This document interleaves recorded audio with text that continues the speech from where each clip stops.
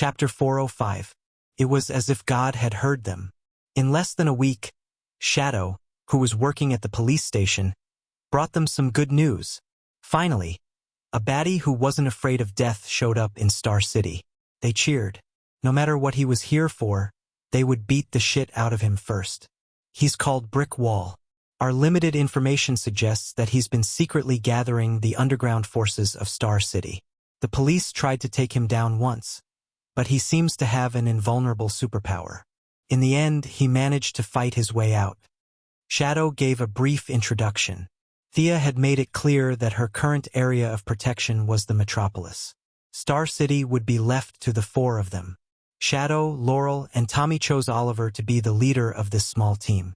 Oliver didn't know if he wanted to look more compatible with Shadow or if he really liked color, but he still gave himself the codename Green Arrow. Thea, who had mastered a lot of advanced technology, naturally wouldn't let Oliver fight monsters in a green cloak with panda eyes like he did in the first season of Green Arrow. His high-density Kevlar suit was as good as Batsuit, and he painted it all green at his request. His bow was a 150-pound American split hunting bow. He didn't want the high-tech skateboard arrowheads like Shadow's. He saw that Tommy had an arrowhead made by imitating Batman's hook gun, so he made a few of them himself to use on the road. The four heroes didn't let Thea join them. They rushed to their target location valiantly. Half an hour later, "Thea, come take a look at Tommy. He seems to be poisoned." Oliver hugged his friend and ran into the base, panting. Thea, who was developing a new armor with the body of the cheetah god, rushed out to check. "He's poisoned, but you seem to have been shot too." Thea checked Tommy. His lips were purple and his face was pale. The wound under his ribs was bleeding black. It was obviously a gunshot wound. Oliver was shot in the shoulder too. He probably reacted quickly and leaned to the side, so the bullet grazed his shoulder. He just needed to bandage it. "Why did Tommy and I get shot at the same time, but I'm fine?" Oliver asked in confusion. "What do you think I injected you with?" "It's just some poison on the bullets, humph," Thea said without turning her head. Tommy must not have been injected with God's blood. Otherwise, he would not be in such a miserable state. Thea gently drew a line in the air with her finger, sending several mysterious runes into Tommy's body. After a while, she cast a spell and took out a light green water ball the size of a fingernail from Tommy's body. She threw it far away. Plant poison? Thea took out a bottle of solvent from her space ring. It was an antidote made by poison ivy that could cure almost all kinds of plant toxins. Now that Tommy's toxins had been removed, it would be a waste to give him such a big bottle. Thea gave him 2 drops. Seeing that his breathing had stabilized, she put him down and let him rest. "Heroes, can someone tell me what happened?" After treating Tommy, Shadow and Laurel, who had taken a big detour to bring up the rear, rushed back. They all looked a little pale. Oliver and Laurel were both older than Thea, so they were a little embarrassed. Shadow whispered what had happened to them. In fact, their experience was nothing to write home about. It took them 25 minutes to rush back and forth, and less than 3 minutes to fight a real battle. They were beaten back by their opponents and driven back to their hometown. Brick Wall is that strong? Thea was in disbelief. Brick Wall in the TV series was a clown. He was so cocky every day, asking everyone to shoot him as a test of his endurance. Thea did not think that the new Green Arrow team, which was several times stronger than the original Spacetime series, could be defeated by such a simple-minded guy. "We didn't fight Brick Wall, but he did use his body to block my arrows. Said that he's invulnerable. However, we were mainly defeated by a sniper. His marksmanship was extremely accurate. At least, I've never seen anyone with such good marksmanship." As the team leader, Oliver had to express his opinion. Oliver described the sniper's appearance again. Thea knew immediately. His marksmanship was very good. He had a high-tech infrared scope in his right eye. He was wearing a special bulletproof vest and had a silencer on his arm. Wasn't this guy Death Shooter? Why was he in Star City? And why was he with Brick Wall? Amanda must be really busy. It was a miracle that she did not try to catch him. Oliver did not ask for her opinion. He continued, I know the woman who made the deal with Brick Wall. Her code name is White Porcelain, but people who know her call her Canaway. She is the leader of the Triad. Sia's brain spun several times before she remembered who this person was. It was not her fault for having a bad memory. This person was really a minor character, and he was the kind of person who did not commit any major crimes but had committed a lot of minor crimes. She turned on the city surveillance and pulled up the video of their battle. Looking at the white-haired Asian woman, Thea pursed her lips. Her skills looked mediocre. However, Brick Wall, White Porcelain, and Death Shooter's team composition was very reasonable. Brick Wall took the damage from the front, White Porcelain with 2 short knives in her hands, and Death Shooter, who was a powerful long-range attacker. Compared to their team composition, Green Arrow's team was much weaker. 3 of them were archers, and there was also Laurel, who was just a bystander. It was not a loss for them to be defeated by the opponent. Moreover, Green Arrow's role in this team was not reflected. He lacked cooperation with the others. Obviously, they were stronger overall, but they were still defeated. The problem of cooperation was what Green Arrow's team lacked the most. Do you need my help? Thea felt that they probably did not need it, but she still asked. Oliver did not let her down. He immediately waved his hand. No need. We can solve it. What a joke. Green Arrow felt that if he was reduced to the point where he had to rely on his sister, he would not be a hero. He should just go back to Purgatory Island and fish with Yao Fei. Thea nodded silently. She did not participate too much in this matter.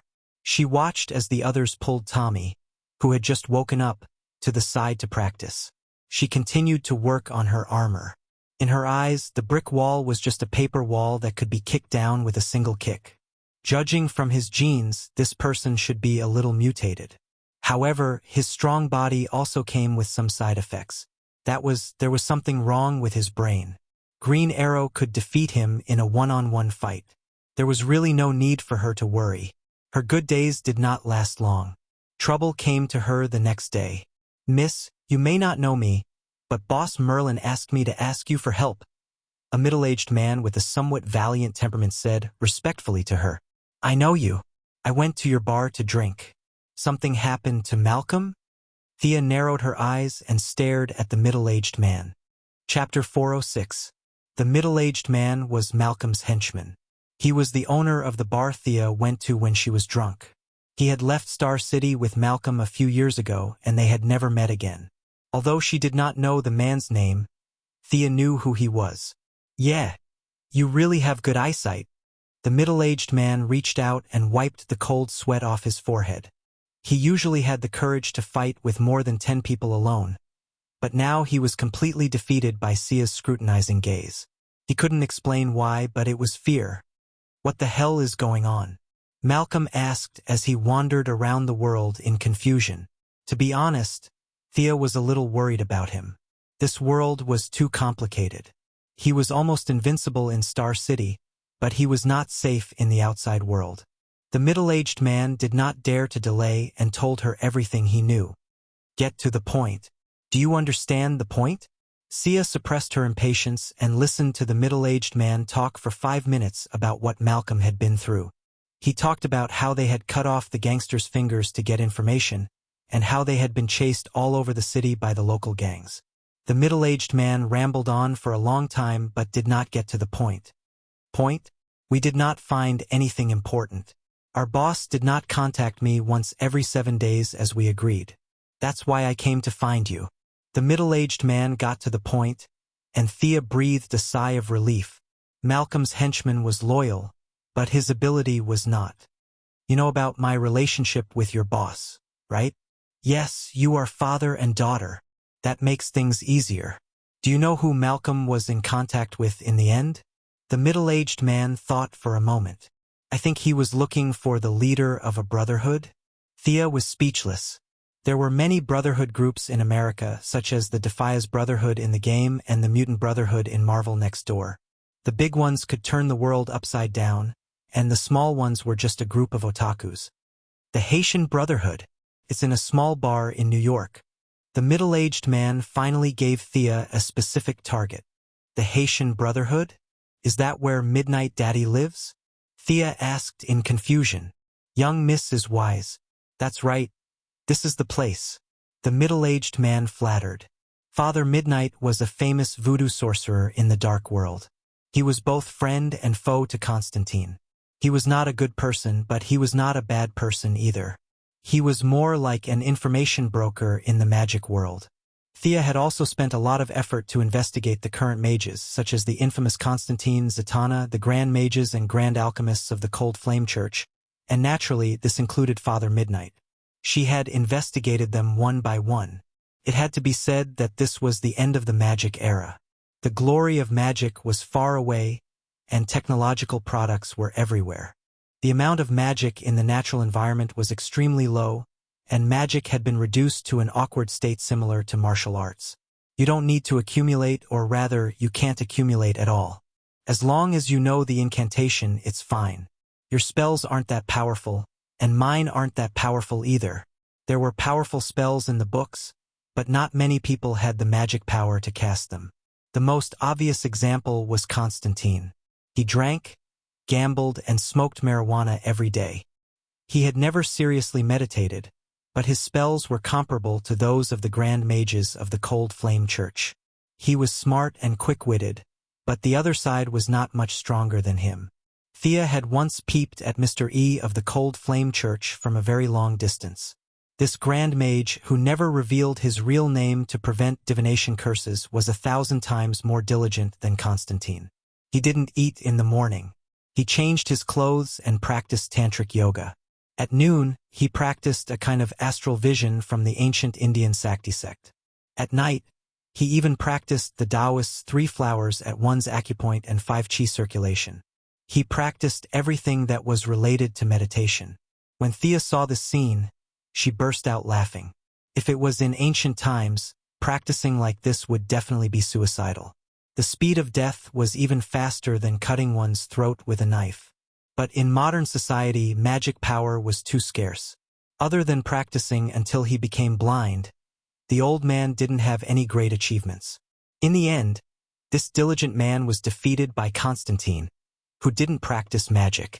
His soul was sealed in the sword, and he became a fake old man.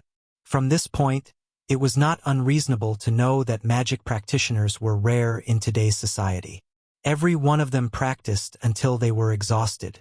It was no exaggeration to say that in another 100 years, magic would completely enter the storybooks and become the existence of children's ravings. This was also the reason why Thea targeted Shazan and Black Adam instead of these people. There were too many impurities in their magic power. Instead of absorbing their magic power and spending a lot of effort to convert it, it would be better to spend a few days in the sun and grow faster. As for the Midnight Daddy that the middle-aged man mentioned, Thea didn't care too much about him. Cold Flame and the others were still thinking about reviving the glory of ancient magic, but this guy was leading a group of street thugs to mark out a territory in the slums of New York to collect protection fees. Even if he had some hidden strength, it was limited. Under the middle-aged man's strange gaze, Thea's gaze left Star City and went straight to New York to search for this Midnight Daddy. After a little effort, Thea finally found this information dealer.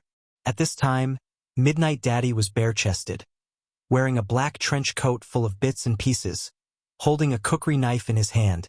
His dark face was saying something to his subordinates. There was a bit of magic reaction. It was him. Thea set up a soundproof enchantment in her office, opened a blue portal, grabbed Midnight Daddy's collar, and pulled him from New York to Star City under the horrified gaze of his subordinates. Now that Thea's magic power had greatly increased, compared to the day when she rescued the former Minister of National Defense, her skills were also much more delicate. She no longer had the feeling of wanting to die after just one teleportation. Midnight Daddy's face suddenly changed. Although his face was extremely ugly, he still struggled to get up and waved his cookery knife fiercely, guarding against the enemy's attack. Unfortunately, he waved for a long time, but the 2 people in the room didn't show any reaction. Old Ma's loyal subordinates were scared silly. How did this person jump out? His view of the world was shattered into pieces. Thea, on the other hand, had an indifferent attitude. She just wanted to ask a question, but this person was a bit overreacting. His knife was dancing so fiercely that water couldn't be spilled. She was going to wait for him to calm down first. At the same time, Thea couldn't help but complain. This guy was actually a black person. She had been in contact with too many black people. Midnight Daddy's wrists were sore from dancing, but the enemy didn't attack. Only then did he divert his attention to look around. The window was brightly lit.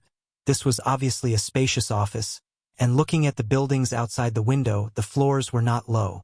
In the room, there was a middle-aged man with a demented appearance and a cool office beauty. Midnight Daddy's head was a bit dizzy. This environment was not in line with his world at all. Did he forget to take his medicine in the morning? Why did he come here?